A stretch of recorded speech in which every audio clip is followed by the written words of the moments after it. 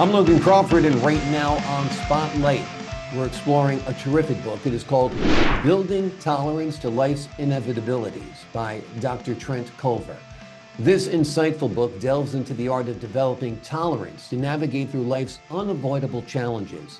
Dr. Culver offers a fresh perspective on confronting emotions such as anger, fear, and sadness, and provides practical tools not just to endure, but to thrive.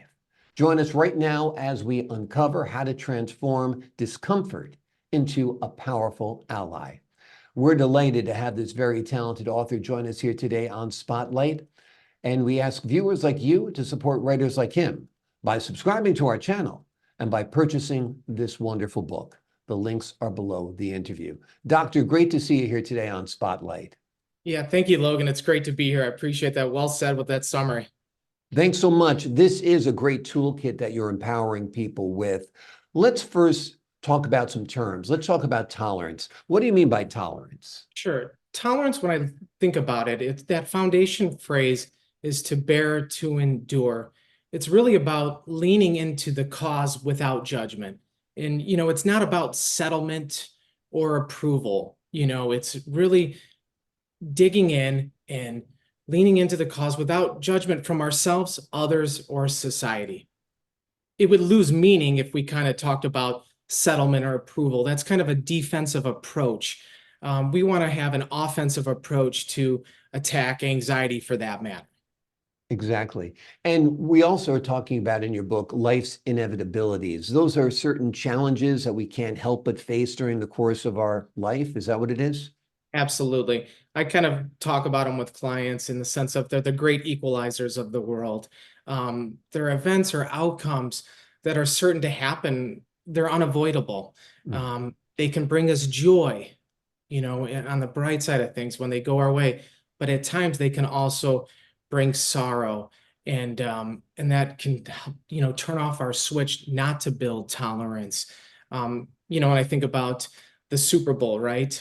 We just had that. And it's the idea of that, when your team wins or the players win, it brings this wonderful joy.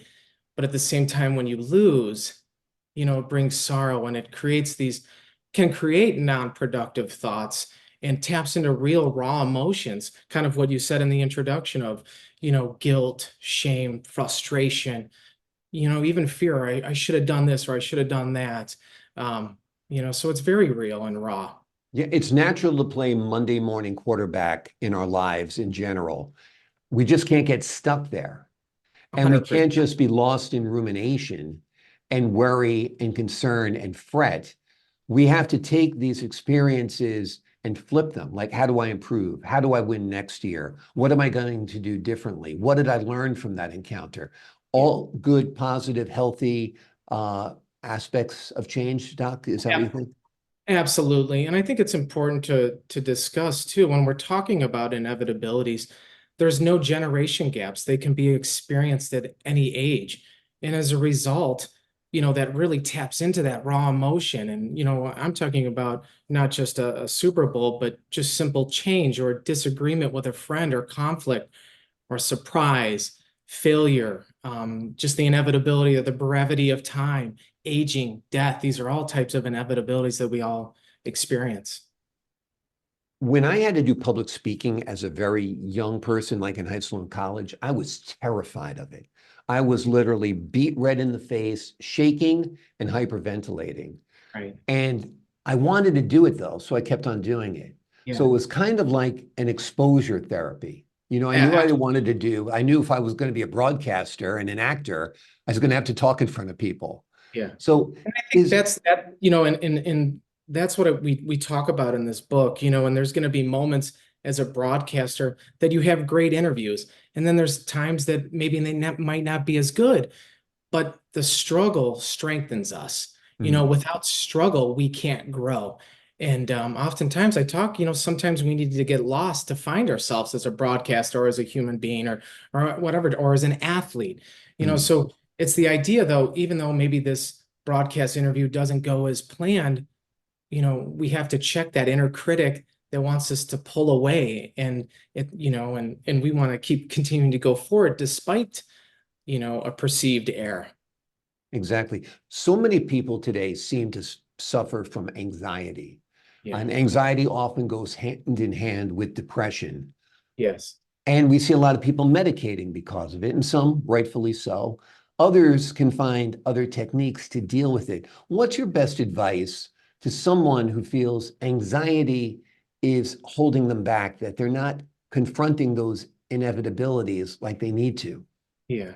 Well, I think first and foremost is understanding that, on some levels, we all experience that, and it doesn't mean that something's, inherently wrong with us, or how do we get back in the game? And, if we take a defensive approach, we're not doing anything. We have to get on the offense and really start to, understand our non-productive thoughts and obviously, reframe them. And, a second chances, this is what, great authors in history has shown. There's a rebirth, and it's an opportunity for a second chance to continue.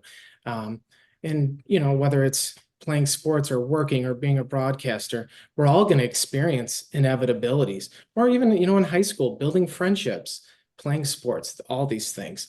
We're going to experience inevitabilities, and, it's what we do with them, and that struggle will build that character for the next time, and building tolerance to that. Each time we bear and endure and continue to fight, we're slowly building tolerance to that anxiety. So maybe the third or fourth time, it doesn't have as much weight. And we start to realize this is just false evidence appearing real. Right, right.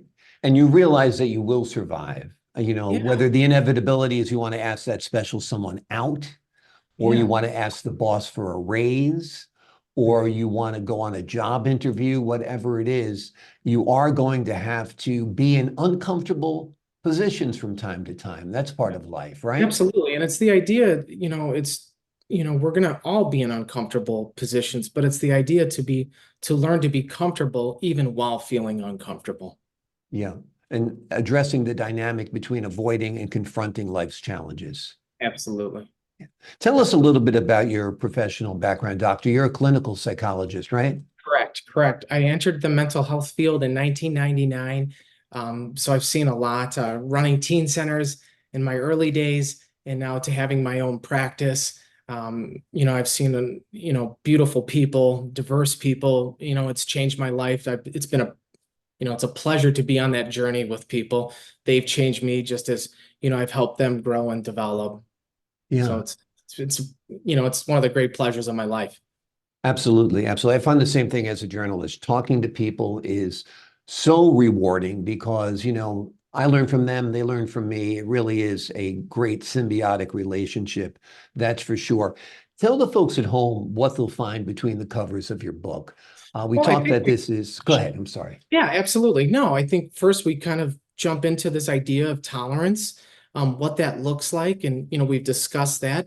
We spend a good amount of time talking about inevitabilities. And then we start to get into, the strengths, of the struggle, understanding that. And then we start to move into ideas of looking at non-productive thoughts, how to reframe them, the rebirth, that second chance. We talk about metabolizing our victories. It's a great tool to prolong that good feeling. So if you had a great interview, you would start to think, if you went home that night or 2 weeks from now and you thought, oh, wow, and you started thinking about this interview and it started to make you feel good, or you had a great moment, in an interview. So that's the idea of metabolizing our victories. We have to process them, not just here and now, but 2, 3 weeks from now.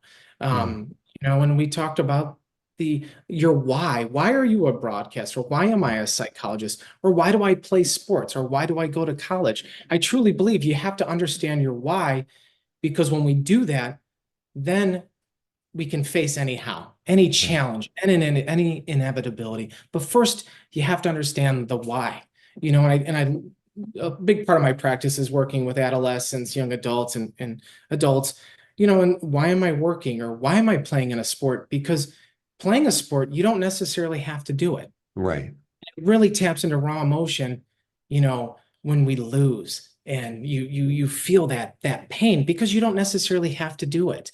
And it's okay to feel that pain. And sports have a great way of teaching us life if done correctly. Yeah. And same with your career Yeah. or any type of career. We just have Right. to understand the setbacks. We can grow from them if we allow it, and we check this inner critic that kind of comes in and starts saying these non-productive thoughts.